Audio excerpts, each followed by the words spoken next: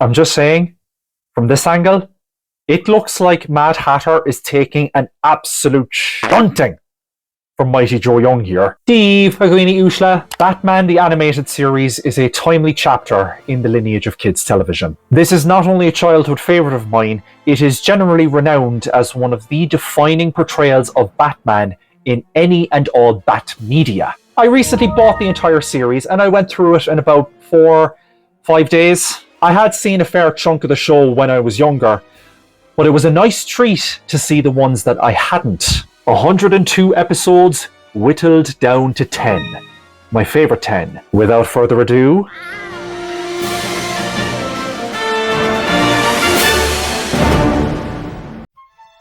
give her a day. Heart of Ice. You can't really do a top 10 episodes list of this show without including Heart of Ice, can you? Up until this point, Mr. Freeze wasn't really a villain you'd take notice of.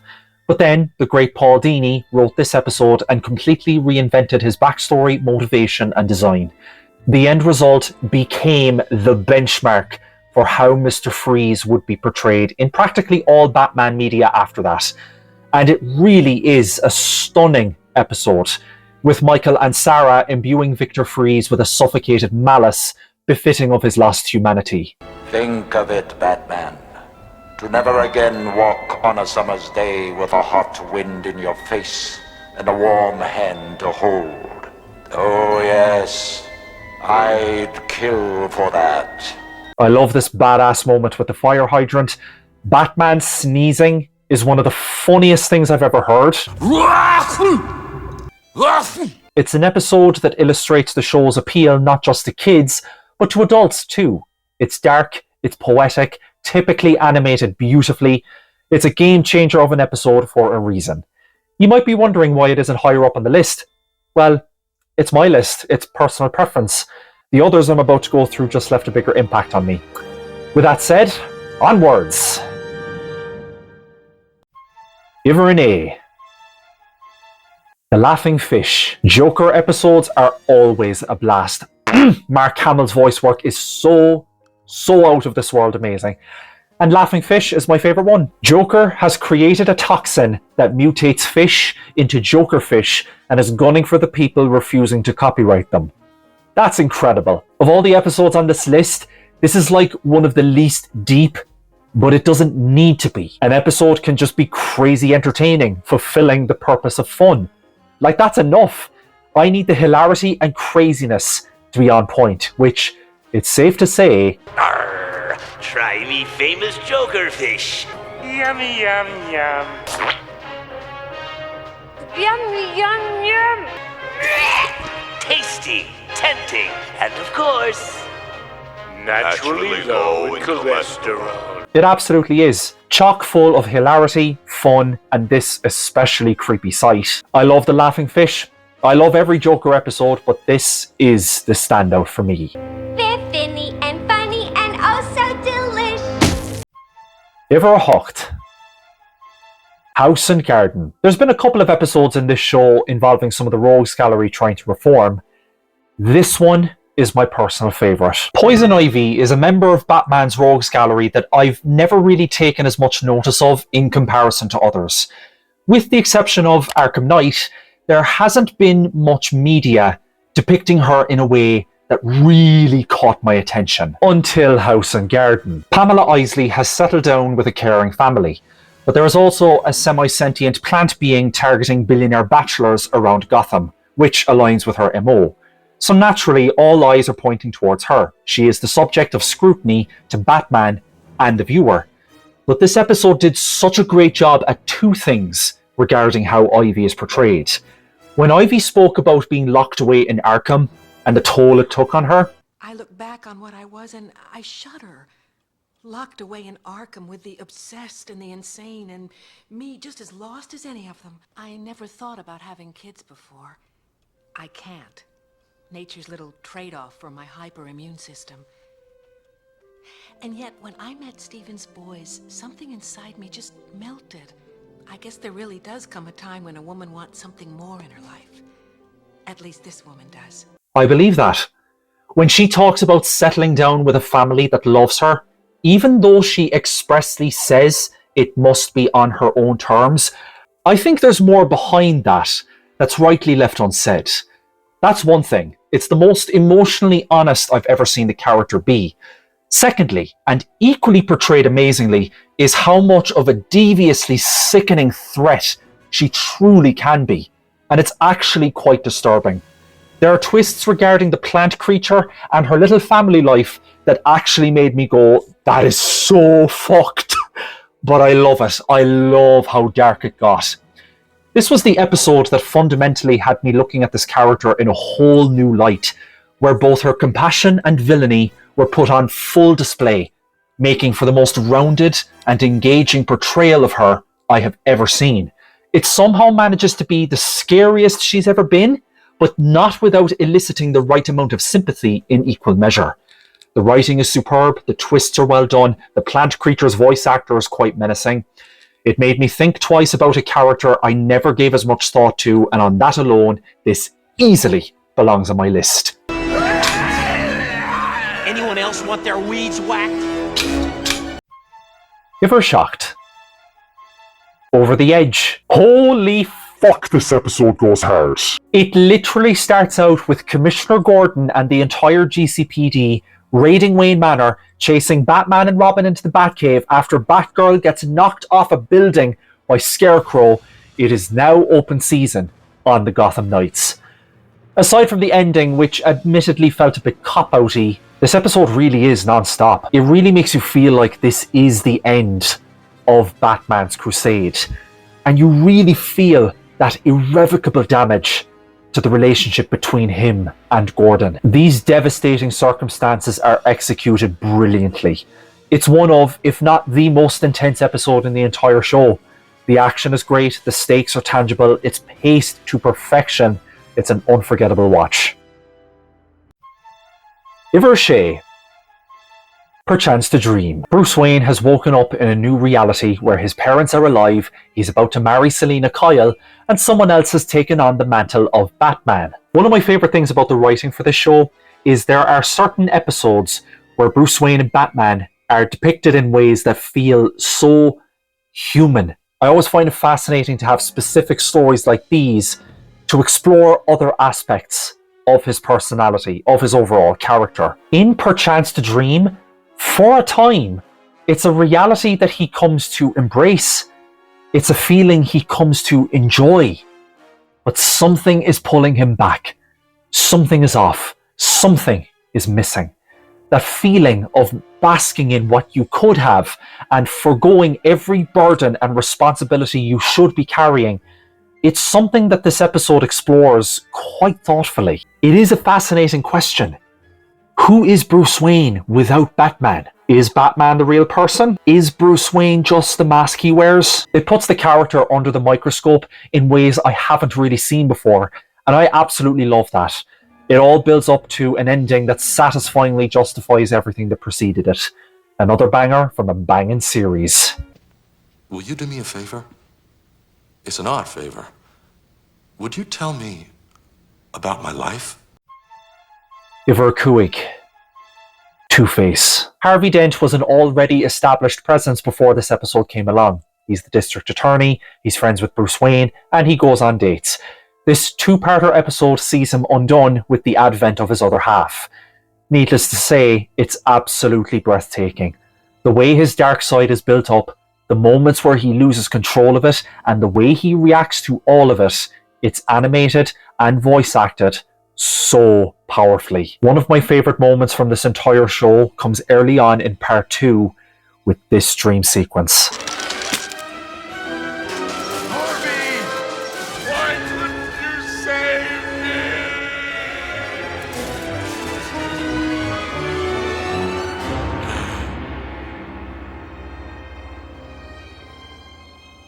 Why couldn't you save us, son? Goosebumps.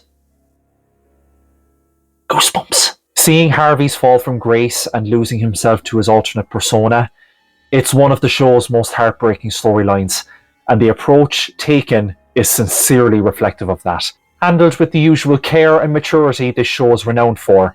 There's a reason why it still resonates all these years later. Wherever you are, whatever you've become, I will save you.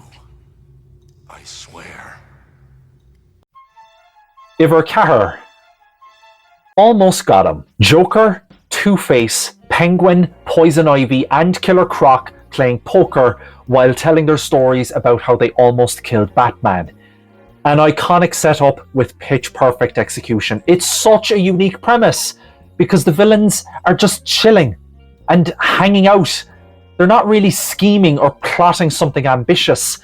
They really do come across like regular human beings here. Again, the writing, the interactions between the characters is just gold. Poison Ivy. It's been a long time, Harvey. You're still looking halfway decent. Half of me wants to strangle you. And what does the other half want? To hit you with a truck. Now prepare to meet your end within my aviary of doom. Aviary of what? Yeesh, Pengers, how corny can you get? Almost Got Him is the name of the episode.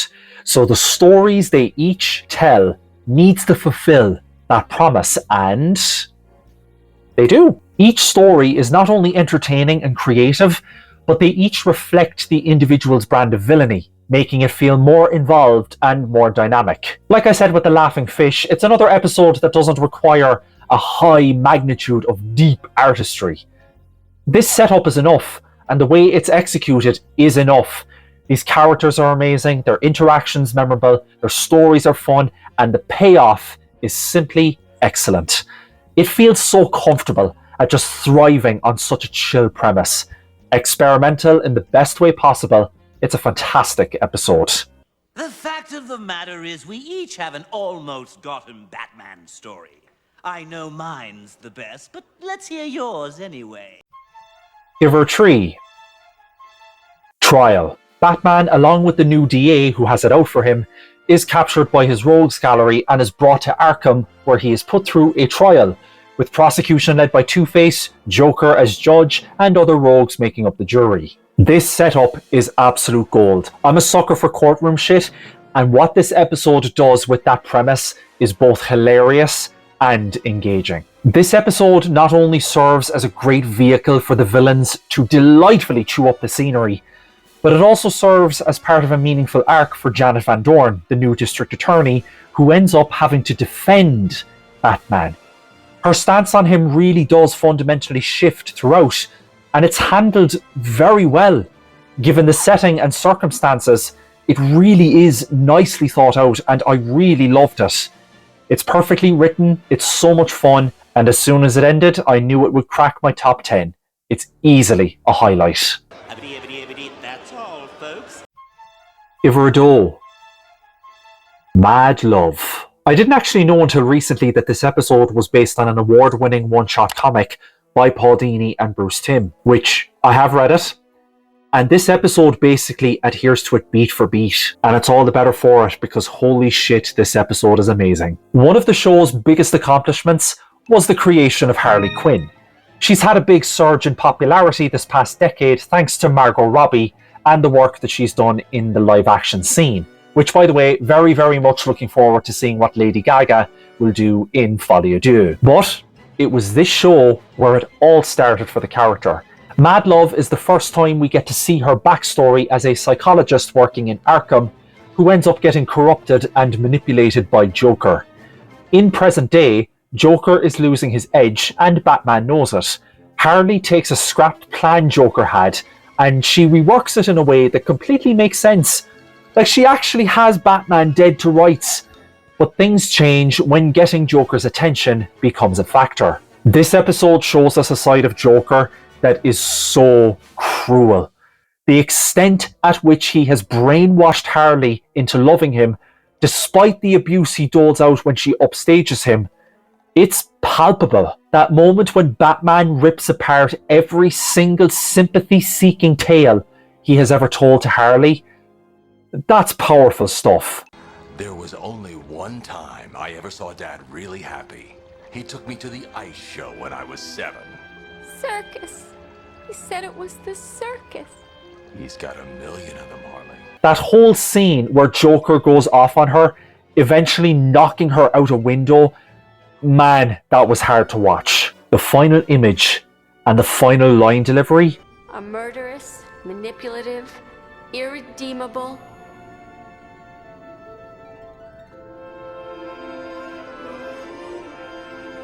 Angel.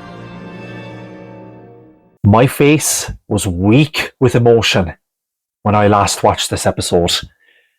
The amount of sympathy that it elicits for Harley, I could not help myself. And it is horrifyingly sad. It's so awful.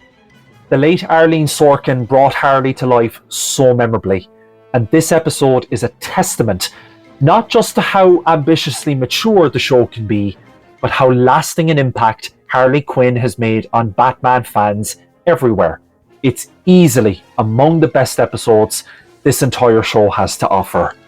Oh, sweetie, I got the whoopee cushion. Agus iver a hain, my favourite episode in all of Batman the Animated Series is I Am the Night. You remember when I was talking about Perchance to Dream and how the show likes to take Bruce Wayne and Batman off the beaten path here and there? I Am the Night is not only the most unique one, it's the show's ultimate case that demonstrates not only why the show has endured, but how it also serves as one of, if not the ultimate examination of Batman and why he means so much to so many, myself included. Listen to this episode's opening lines and consider the stage that they set. Are you all right, sir? I'm tired, Alfred. Well, I shouldn't wonder. You've taken no meals today. I can't recall when you last slept. A weary body can be dealt with, but a weary spirit, that's something else. Sometimes, old friend, I wonder if I'm really doing any good out there. It's the anniversary of the Wayne deaths. Bruce promised GCPD he'd help them take down the Jazzman, and then this happens. Oh my God.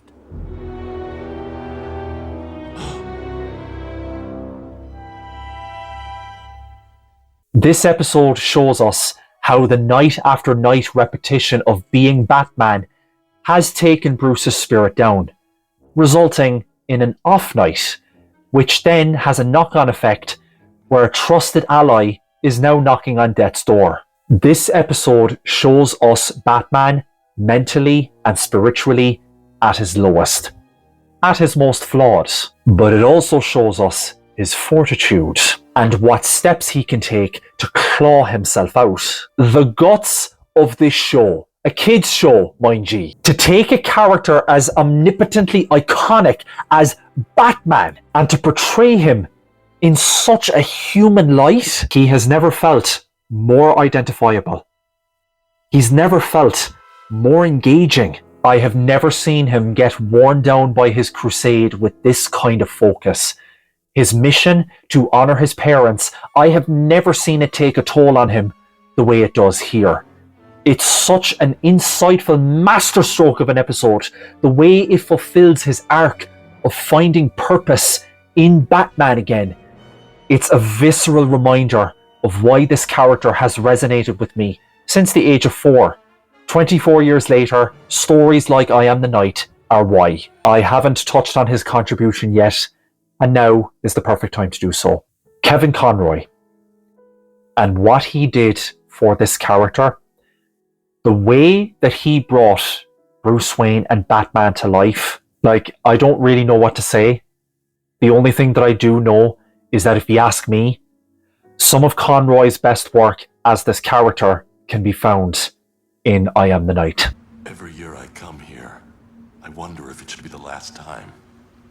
If I should put the past behind me, try to lead a normal life. Promises to keep, Leslie. I have promises to keep. I don't know if you can hear me, Jim. I'm sorry. If I hadn't stopped in Crime Alley, he's a friend. More than a friend. Jim Gordon's the same age my father would have been if he hadn't. Now he's hanging by a thread. Get some rest now. Gotta keep fighting, never stop. What I try to live by. Maybe if I'd been younger, could have been like you. Always wanted to be a hero. You are a hero, Jim. Rest in power, icon. I love the show to bits, and when I think of the one episode that sums up why I do, I Am the Night is that episode. I cannot stress enough how much I adore this episode. It's one of my favourite depictions of this character.